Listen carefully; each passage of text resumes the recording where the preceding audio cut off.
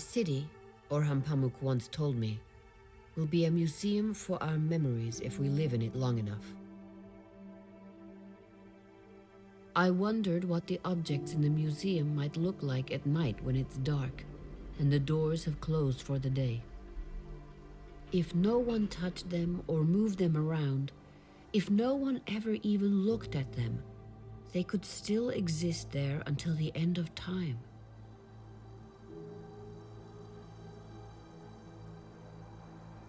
There is a story to tell every time people and objects meet. Stories exist within time.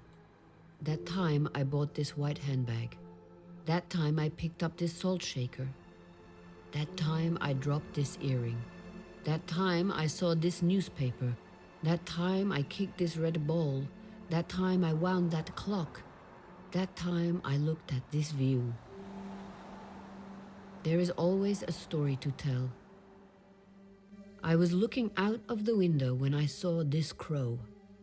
I was crying while I washed my hands in this sink. A boza seller walked down the street while I was listening to this radio. I thought of her while I looked at this ship. I was in love with her when I picked up this cigarette butt. Then there was another cigarette, followed by another cigarette butt, and another.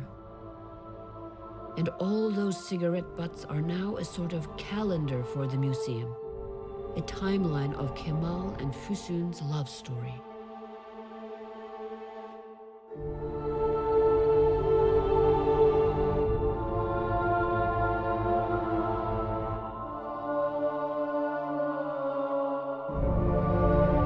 During my 8 years of going to the Keskins for supper, I was able to squirrel away 4,213 of Füsun's cigarette butts. Each one of these had touched her rosy lips and entered her mouth, some even touching her tongue.